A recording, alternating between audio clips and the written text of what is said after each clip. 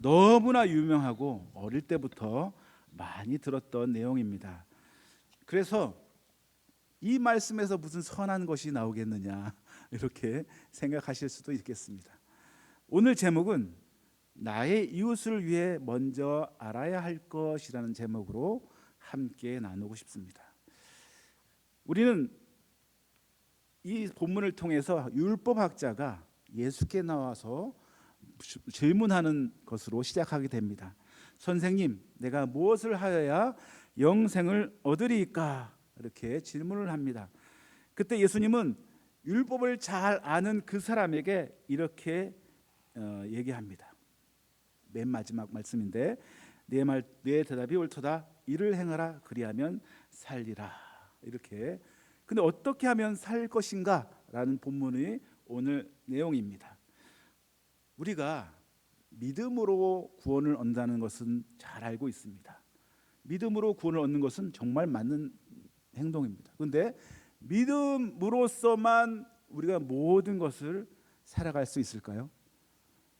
예전에 투캅스라는 영화가 생각나는데 안성기라는 그 배우가 주중에는 비리를 저지르는 경찰이다가 주일날 와서 주님 용서해 주시옵소서 이렇게 기도하고 그 주는 또 비리 경찰로 있다가 또 주일날 와서 주님 용서하여 주시옵소서 이렇게 하는 모습이 나옵니다.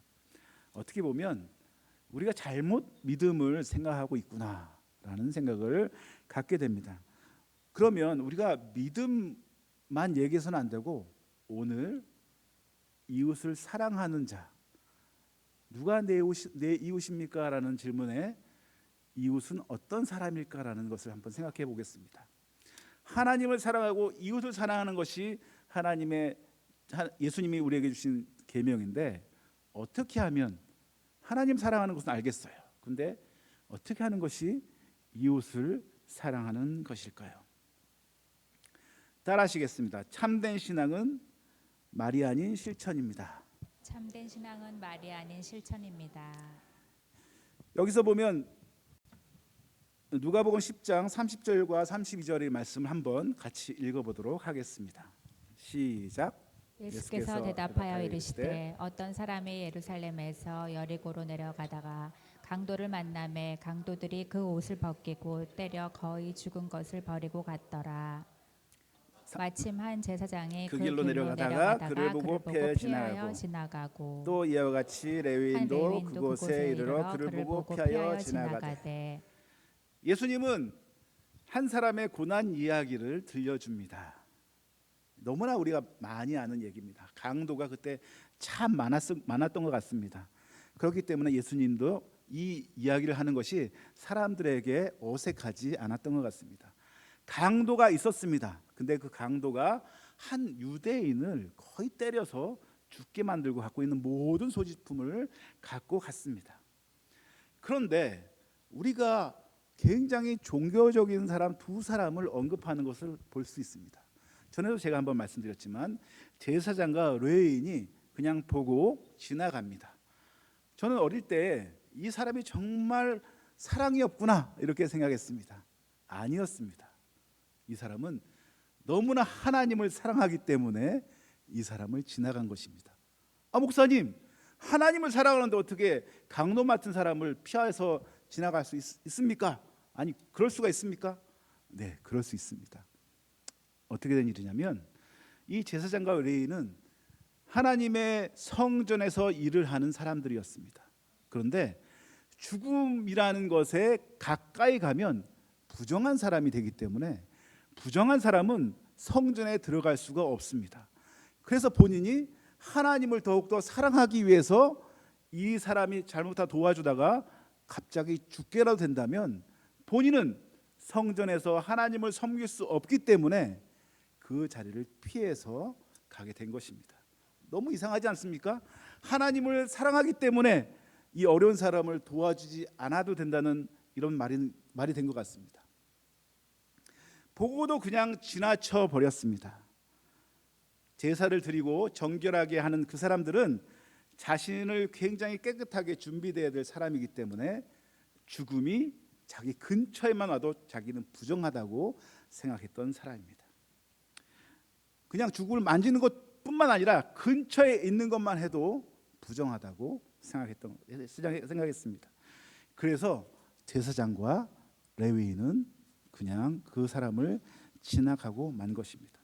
길가에 쓰러진 이웃을 보고 그냥 지나가는 이 제사장과 레위인의 모습에서 우리는 이런 모습이 나의 모습이 아닐까 생각을 해봐야 됩니다. 왜냐하면 우리는 하나님을 사랑하기 때문에, 더 사랑하기 때문에 다른 사람을 미워할 수 있다는 것입니다. 좀 이상하죠? 제가 늘 한번 얘기했던 건데, 광수생각이라는 만화가가 있습니다. 그 만화가가 옛날에 유명했는데 지금은 유명하지 않은데, 이 사람이 고등학교 때 친구에게 전도를 받고 자기 딴에는 가장 좋은 옷을 입고 교회 갔습니다. 아디다스 체육복, 그 비싼 아디다스 체육복을 입고 교회 갔습니다. 근데 그 교회 갔더니만 장로님이 뒷머리를 빡 때리면서 이 녀석 어떻게 체육복을 입고 교회에 와? 이렇게 야단을 쳤습니다. 그 사람은 생전 처음으로 교회 갔는데 교회에서 처음 본 사람이 자기 뒤통수를 때리는 것을 보고 두 번 다시 교회 안 갔다고 합니다. 너무 안타까운 생각이 듭니다. 하나님을 사랑하기 때문에 좋은 옷을 입고 교회에 와야 된다는 건 맞지요. 맞는데 상황을 모르는 그 장로님은 이 친구가 처음 예수님을 믿으려고 교회에 오는지도 모르고 하나님을 너무 사랑하기 때문에 이런 옷을 입고 오면 안 된다 해서 뒤통수를 빡 때렸습니다. 결론은 어떻게 됐습니까? 처음 교회 간 그 청년 광수 생각 쓴 그 만화 작가는 평생 다시 교회 가지 않겠다고 결심을 했습니다. 너무 안타까운 일입니다. 이렇듯 우리는 하나님을 더욱 사랑하기 때문에 우리가 다른 사람을 판단하고 다른 사람을 지적하는 경우가 있는 것입니다. 그렇게 하면 될까요? 안 될까요? 우리 유치부 학생들에게 질문하듯이 될까요? 안 될까요? 그렇게 되면 안 됩니다. 우리는 하나님을 사랑하는 그 사랑으로 이웃을 사랑해야 됩니다. 그런데 그 판단이 하나님의 판단이 아니라 내 판단으로 그 사람을 판단해서는 안 되는 것입니다. 그래서 우리는 믿음으로 모든 것을 바라볼 뿐 아니라 우리 마음과 행동에도 똑같이 드러나야 되는 것입니다. 야고보서 2장 17절은 행함이 없는 믿음은 죽은 것이다 라고 얘기하고 있습니다. 한번 읽어볼까요? 시작. 이와 같이 행함이 없는 믿음은 그 자체가 죽은 것이다. 원래 유대인의 그 말은 내가 믿는다라는 의미는 내가 그대로 행하겠다라는 의미와 같습니다. 그런데 이것이 헬라 사상으로 넘어가면서 헬라에서는 내가 믿는다 하는 것과 내가 행한다는 것이 분리해서 얘기를 합니다. 헬라어가 조금 디테일한 부분이 있거든요. 그렇기 때문에 이 히브리 사상으로는 내가 믿는다라는 것은 내가 그대로 행한다라는 의미와 같다는 것입니다. 야고보서가 저렇게 행함이 없는 믿음은 그 자체가 죽은 것이라고 얘기하는 것은 이방 사람들이, 너무 많은 사람들이 믿는다 하면서 행동은 그렇게 하지 않았기 때문에 저 말씀을 하신 것입니다. 우리는 불교와 같이 산속에서 명상하고 앉아있는 종교가 아닙니다. 기독교는 우리의 삶 속에서 그리스도의 가르침을 구체적으로 다른 사람에게 알려주는 삶을 살고 있습니다. 프랭클린이라는 사람은 일하는 농부는 앉아있는 신사보다 존귀하다라고 얘기를 했고, 케네디 대통령은 최대 영웅은 자신의 전 능력을 들여서 일하는 것이다 라고, 움직이는 것이다 라고 얘기를 하고 있습니다. 이것을 우리 믿음에 빗대어서 얘기할 수가 있는 것입니다. 믿음으로 아무것도 하지 않고 그냥 믿으시오 이런 것이 아니라 우리의 행함으로, 우리가 또 드러남으로, 이웃을 사랑함으로 그 사람에게 드러나야 된다는 것입니다. 가나안 농군학교에 불교의 승려가 보름 동안 훈련을 받았다고 합니다. 교육을 받은 후 이 승려는 불교와 기독교의 다른 점을 알게 되었다고 하면서 자기가 보름 동안 배운 그 차이점을 실천하겠다고 앉아있는 부처를 부수었습니다. 그리고 앉아 있는 부처를 부수고 호미를 들고 서 있는 부처를 만들었습니다. 앉아만 있는 것이 믿음의 생활에서 전혀 관계가 없다. 이 여기서 좀 제가 너무 재밌다고 생각한 부분이었는데 하나도 재미없게 돼버려서 제가 이렇게 말주변이 없는 줄 오늘 새삼스럽게 느끼게 됩니다. 이렇게 호미를 들고 서 있는 부처를 만들었다는 것을 보고 저는 굉장히 재밌다고 생각했는데 여러분은 그렇지 않았군요. 네, 사과드립니다. 그래서 움직이는 어떻게 믿음으로 통해서 우리가 그 행함을 통해서 또 그리스도를 알 수 있는가 우리는 생각을 해야 되는 것입니다. 그렇기 때문에 우리는 가만히 있어서는 안 됩니다. 행함으로 어떤 행함으로 그리스도를 알리는 행함으로 함께 해야 되는 것입니다. 하나님은 행동하는 자비를 원하십니다. 어려운 사람 보고 어렵겠다. 선교사를 보고 기도하겠습니다. 아무것도 안 하고 이렇게 하면 안 된다는 거죠. 만약에 선교사를 보고 내가 도와야 되겠다 생각되면 후원금을 보낼 수 있어야 되죠. 지지난주에 우리가 찬양한 목사 그분이 오셨잖아요. 찬양하는데 너무 잘하시더라고요. 근데 그분이 뒤에서 CD를 이렇게 판매했잖아요. 그래서 저 CD가 얼마나 판매가 될까, 참 안 팔리면 어떡하지 이런 걱정을 많이 했습니다. 근데 순식간에 없어졌어요. 심지어는 어떤 분은 더 큰 금액을 내고 그 금액보다 작은 CD 수를 들고 가셨습니다. 그분의 찬양을 듣고 감명을 받고 그분을 도와주고 싶다는 그런 마음이 생겼던 것 같아요. 저는 스스로 좀 부끄러워했습니다. 저게 다 팔릴까라는 생각을 했었는데 넘치도록 팔리는 것을 보고 참 우리 덕양중앙교회 성도님들은 참 행할 줄 아는 멋진 분이시다라는 생각을 했습니다. 두 번째입니다. 따라하시겠습니다. 이웃사랑은 경계를 넘는 용기입니다. 이웃사랑은 경계를 넘는 용기입니다. 용기가 필요합니다. 이웃사랑은 용기가 필요한 거예요. 33절에서 35절 한번 읽어보도록 하겠습니다. 시작. 어떤 사마리아 사람은 여행하는 중 거기에 이르러 그를 보고 불쌍히 여겨 가까이 가서 기름과 포도주를 그 상처에 붓고 싸매고 자기 짐승에 태워 주막으로 데리고 가서 돌보아 주니라. 그 이튿날 그가 주막 주인에게 데나리온 둘을 내어 주며 이르되 이 사람을 돌보아 주라. 비용이 더 들면 내가 돌아올 때 갚으리라 하였으니. 여기서 놀라운 사람이 등장합니다. 그 이름은 사마리아인이었습니다. 여러분, 사마리아인과 유대인의 관계는 어떤 관계인지 아십니까? 마치 우리가 공산당을 보는 느낌이에요. 굉장히 싫지요. 일제강점기 시대 때 일본군을 보는 독립군의 모습 생각과 똑같은 상황이에요. 그 정도 하면 좀 이해가 될지 모르겠습니다. 우리가 알다시피 아수르에게 북이스라엘이 멸망당했습니다. 근데 아수르는 어떻게 지배를 했냐면 사람들을 막 다른 나라에서 데려와서 혼혈 정책을 막 썼어요. 그러니까 혼혈 아들이 굉장히 많이 생겼습니다. 북이스라엘은. 그 남유다 사람들은 바벨론에게 멸망을 당하고 바벨론은 그 자치국에서 지배하도록 놔뒀습니다. 그러다 보니까 남유다 사람들은 혈통이 그대로 유지된 반면에 북이스라엘은 막 혼혈아가 많이 생긴 거예요. 그러다 보니까 남유다 사람들은 북이스라엘 사람들 너희는 깨끗하지 못한 동족이야. 우리하고 관계가 없어. 이렇게 얘기했습니다. 이것이 좀 심화가 돼가지고 어떤 일이 있었냐면 주전 128년에 그 그리심산이라고 있거든요. 북이스라엘에 거기에 성전이 있어서 그때는 나라가 나눠져 있었기 때문에 그리심산에 성전이 세우고 하나님을 섬기는 사람들이 있었는데 남유다 사람들이 그 그리심산에 있는 성전을 다 깨부셨어요. 이거 잘못된 성전이야 하면서 다 깨부셨어요. 북이스라엘 사람들은 얼마나 황당했겠습니까? 사마리아 사람들은 얼마나 황당했겠죠. 하나님을 섬긴다고 하는 그 사람들이 자기가 섬기는 하나님을 섬기는 그 성전을 다 깨부시니까 완전히 이 종교적으로 분노가 일어났을 것입니다.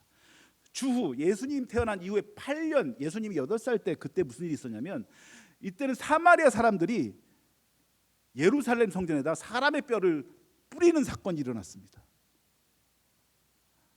하나님 외에 하나님을 섬기는 그 거룩한 성전이 사람들의 뼈로 흩어진 사건이 일어난 거예요.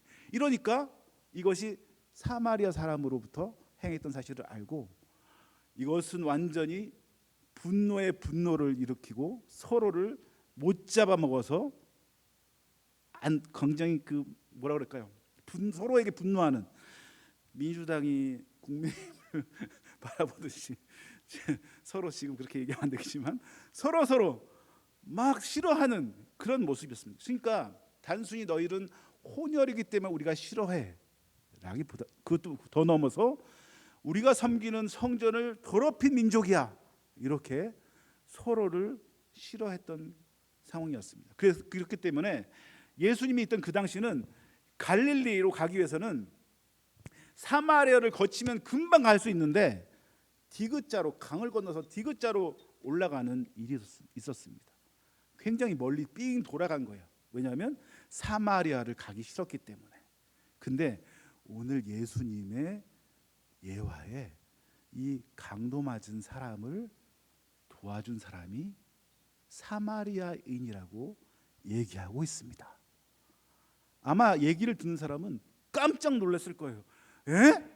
어떻게 사마리아인이 유대인을 도와줄 수가 있는 거지? 이렇게 깜짝 놀랐을 것입니다. 그런데 사마리아인은 멈췄습니다. 아마 사마리아인도 마음에 내가 도와줘야 될까 말아야 될까 조금의 부담감은 있었을 거예요. 하지만 이 사마리아는 용기를 내어서 그 사람을 도와주기로 결심하고 고쳐줍니다. 자기 기름과 포도주를 부어 치료하고 짐승에 태워서 여관에 옮기고 심지어 돈까지 주면서 돌아올 때 필요하면 돌아올 때 더 주겠다라고 얘기를 하고 떠납니다. 사랑은 감정이 아닙니다. 결단입니다. 내가 사랑해야지 사랑할 수 있습니다.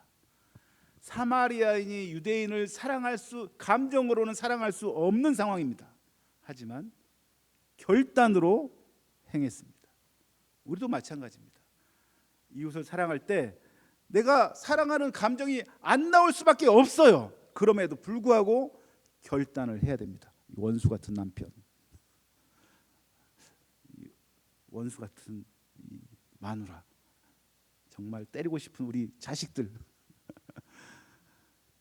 뭐 그렇지 않겠지만 그래도 감정이 나오지 않더라도 우리가 결심으로, 결단으로 내가 사랑해야 돼, 그렇게 나아가야 되는 것입니다. 사랑은 경계를 넘는 용기가 필요합니다. 사마리아인처럼 사마리아인이 유대인을 도와줬던 것은 진짜 용기가 필요했던 것처럼 우리도 이제부터는 사랑할 수 있는 용기로 이웃을 사랑하는 저와 여러분이 되었으면 좋겠습니다. 세 번째입니다. 따라하시겠습니다. 갈라디아서 5장 14절을 제가 빼먹었네요. 갈라디아서 4장 5장 14절 한번 읽어보도록 하겠습니다. 시작. 온 율법은 내 이웃 사랑하기를 내 자신같이 하라 하신 한 말씀에서 이루어졌나니. 온 율법이 내 이웃을 내 자신같이 사랑하라는 이 말씀에서 이루어졌다고 얘기하고 있습니다.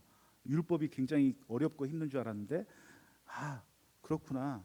10계명을 봐도 1계명부터 4계명까지는 하나님을 사랑하는 마음, 5계명부터 10계명은 이웃을 사랑하는 마음에서 결정되어진 것이라고 볼 수 있습니다. 우리가 이제부터는 사랑을 할 때에 감정으로 하는 것이 아니라 결단과 용기로 사랑했으면 좋겠습니다. 세 번째입니다. 따라하시겠습니다. 선한 사마리아는 곧 예수 그리스도이십니다. 선한 사마리아인은 곧 예수 그리스도입니다. 36절 30절을 읽어보도록 하겠습니다. 시작. 내 생각에는 이 세 사람 중에 누가 강도 만난 자의 이웃이 되겠느냐. 이르되 자비를 베푼 자니이다. 예수께서 이르시되 가서 너도 이와 같이 하라 하시니라. 아멘. 예수님은 단순히 윤리적인 교훈을 주기 위해서 이 말씀을 하신 것은 아닙니다. 이 비유의 중심에는 예수님 자신이 있습니다. 우리는 모두 강도 만난 자들이었습니다. 원래는 진노의 자식이었고 죽을 수밖에 없는 사람들이었습니다. 아무도 우리를 도와주지 않았습니다. 종교적인 사람도 우리를 지나갔습니다. 윤리적인 사람도 우리를 지나갔습니다. 그 누구도 우리를 도와주고 살 수 없는 그때에 사마리아인이 우리에게 왔습니다. 바로 예수님이 우리에게 오신 것입니다. 그분은 아무도 우리를 쳐다보지 않는 그 아픈 모든 것을 감싸주시고 치료해 주시고 안아주시고 대신 눈물을 흘려주시고 우리를 일으켜 세워주시는 그분이십니다. 바로 사마리아인은 예수님을 비유하는 것입니다. 유대인과 사마리아인이 원래는 원수지간이었습니다. 맞습니다. 사람도 원래 죄를 지어서 하나님과 원수지간이었습니다. 하지만 그 원수를 뛰어넘어서 사랑으로 우리를 일으켜 세워주셨습니다. 죄의 고통 속에 쓰러져 있던 우리를 주님은 사랑하셔서 본인을 그 죽음의 구렁텅이에 넣으셨습니다. 십자가에 달려 돌아가셨습니다. 왜 그러셨을까요? 바로 우리를 사랑하기 때문에 그렇습니다. 이사야 53장 5절에 이렇게 말씀하고 계십니다. 함께 읽겠습니다. 시작. 때문이요 그가 상함은 우리의 죄악 때문이라.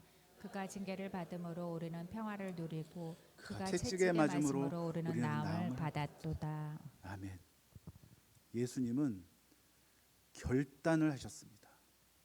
원래 예수님은 십자가에 달려 돌아가시는 것을 원하지 않았습니다. 하지만 마지막에 하나님께 다시 기도하기를 주님 나의 뜻대로 하지 마시옵고 아버지 뜻대로 해 주시옵소서라는 사랑의 결단을 하셨습니다. 또 예수님은 제자들에게 많은 얘기를 하셨는데 요한복음 15장 13절에는 이런 말씀을 하셨습니다. 함께 읽겠습니다. 시작. 사람이 친구를 위하여 자기 목숨을 버리면 이보다 더 큰 사랑이 없나니.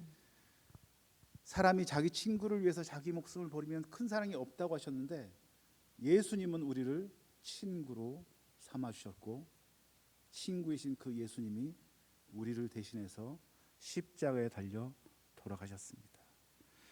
사랑하는 여러분, 예수님은 우리에게 이렇게 말씀하십니다. 가서 너희도 이렇게 해라. 가서 너희도 이렇게 하라라고 얘기하십니다. 예수님이 하셨던 것처럼 우리도 이웃을 사랑하는 마음, 감정이 아니라 결단으로, 그냥 믿음이 아니라 행함으로, 그리고 예수님이 우리를 위해서 그 모든 것을 내어주신 것처럼 이웃을 사랑하는 마음으로 살아야 되겠습니다. 오늘 말씀은 질문으로 시작해서 명령으로 끝납니다. 처음엔 누가 내 이웃입니까? 라고 묻지만 예수님은 너는 누구의 이웃이 되었느냐라고 물으십니다. 그리고 너희는 가서 너희도 이같이 하라라고 얘기하고 있습니다. 우리가 길가에 쓰러진 자 볼 때에 그냥 지나치지 않았으면 좋겠습니다. 그냥 말로만 기도해 줄게 하지 않았으면 좋겠습니다. 그리고 감정이 안 일어나기 때문에 사랑하지 못한다는 말은 하지 말았으면 좋겠습니다. 예수님이 우리를 사랑했던 것처럼 내가 너희를 사랑한 것 같이 너희도 서로 사랑하라라고 말씀하신 것처럼 저는 이 말씀을 읽을 때마다 너무나 부끄럽습니다. 왜냐하면 저는 이렇게 얘기할 것 같거든요. 내가 너희를 사랑한 것 같이 너희도 나를 사랑해라 이렇게 얘기할 것 같은데 예수님은 내가 너희를 사랑한 것 같이 너희도 서로 사랑하라라고 얘기하고 있는 것입니다. 이 사랑은 우리 교회 내뿐만 아니라 예수님 모르는 사람까지 확대되어야 됩니다. 왜냐하면 요한복음 3장 16절에 하나님이 세상을 이처럼 사랑하사 독생자를 주셨으니 이는 저를 믿는 자마다 멸망치 않고 구원케 하려 하시리라고 말씀하셨던 것입니다. 하나님이 세상을 사랑하셨습니다. 예수님 믿는 사람만 사랑한 것이 아니고 세상을 사랑하셨습니다. 그래서 지금까지 재림을 빨리 할 수 있음에도 불구하고 늦으시는 이유는 한 명이라도 주님의 사람으로 오게 하기 위해서라고 저는 믿습니다. 그래서 우리는 하나님을 사랑하고 또 이웃을 사랑하는 저와 여러분이 되시기를 예수님의 이름으로 축원합니다. 따라 하시겠습니다. 나의 이웃을 위해 먼저 알아야 할 것. 참된 신앙은 말이 아닌 실천입니다. 참된 신앙은 말이 아닌 실천입니다. 이웃 사랑은 경계를 넘는 용기입니다. 이웃 사랑은 경계를 넘는 용기입니다. 선한 사마리아인은 곧 예수 그리스도이십니다. 선한 사마리아인은 예수